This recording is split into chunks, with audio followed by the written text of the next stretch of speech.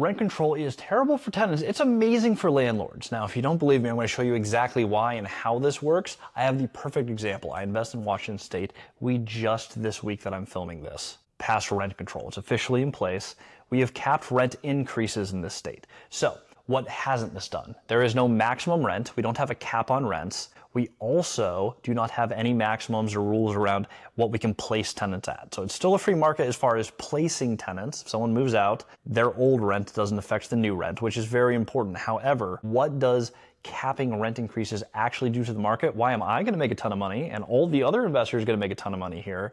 And why is this not as good for tenants as it seems? Well, let's talk economics. Price on this axis, quantity of units on this axis. So this is the amount of units available, and here is the price per unit. This is a standard supply and demand curve with no rent controls or any other outside factors. In a free market where supply meets demand, you get the price per unit.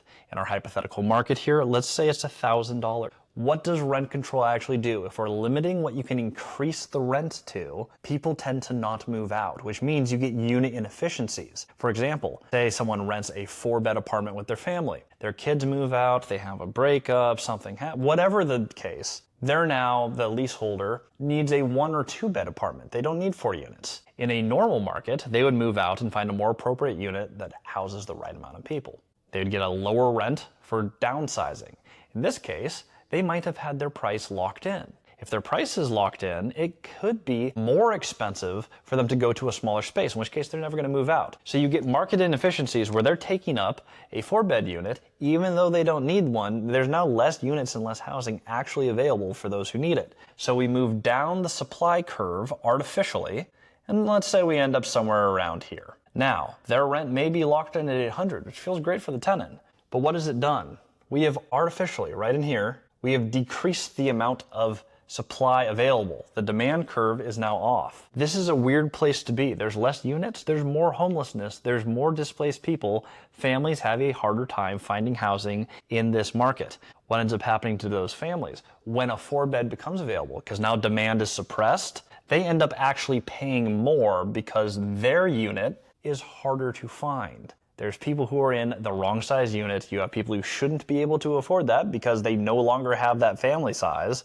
They're taking up a 4-bed. Families now have to pay a premium to rent the larger spaces. Now, more homelessness usually isn't what you're targeting when you say rent control. That is why it's one of the effects. What is the other effect? Well, when you put a cap on how much we can increase rent, we do not want to fall below this. Here's our 10% line right here. I can increase from here to here. In 1 year, in Washington State, I can make this jump. Everything below this line, I now have market inefficiencies. It could no longer make sense for me to rent the unit if I am stuck in a market where I can't increase them. This is where you end up getting slums. This is where people can't afford to fix up their buildings. As rising prices happen, as material cost goes up, you guys may have noticed, we're in a bit of a tariff battle right now. Prices are in flux. If you look back in 2020, 2021, we had major supply issues in shipping, in construction. When we artificially affect the market, if prices go up on landlords, you end up with slums. They can't afford it. They can't pass these cost on.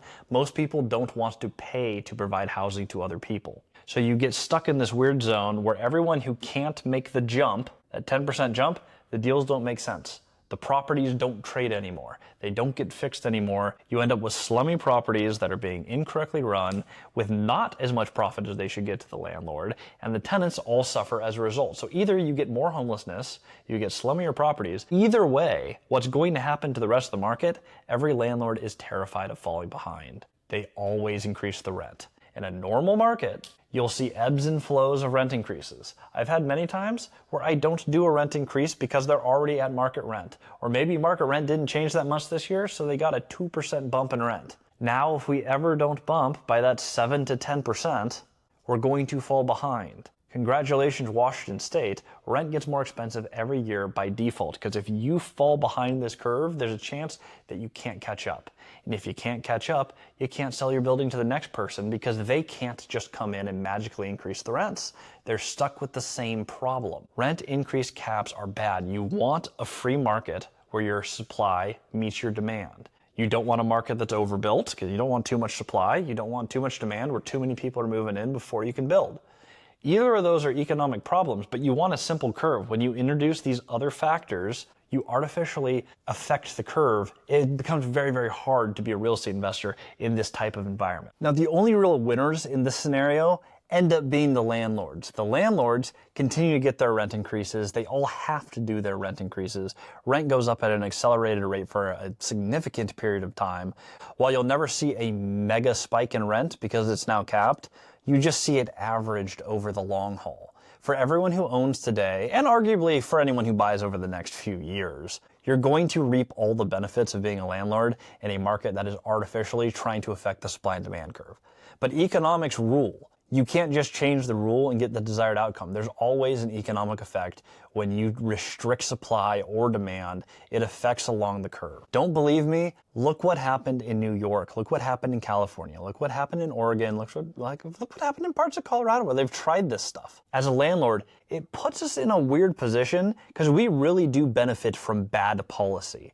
The more bad policy they push through, the more we tend to benefit. And this is true of business everywhere. If you push through bad policy, people who understand how money works are always going to be the ones who profit. Your tenants or the end user is almost always the one who suffers from overregulation and over-restriction. My opinion, I think government should get out of rentals altogether and let the professionals do it. Historically, every government everywhere is really bad at housing. There's been very few exceptions to this. Some smaller countries have had some really interesting levels of success. Outside of that, generally always fails. It ends up in slums, or it ends up in the rich getting much, much, much richer. Now, while I'm happy to be on the rich side of this equation because I am a landlord, you can do the same thing. If you don't know how to buy rentals yet, regardless of how much money you have, check out Multifamily Strategy, the mentorship group. There's an actual group of people who have funded over $21 million of their own deals together. People who started with no to low money, a community who's learned how to use creative financing, who's learned how to understand a deal, buy for cash flow and increase their income,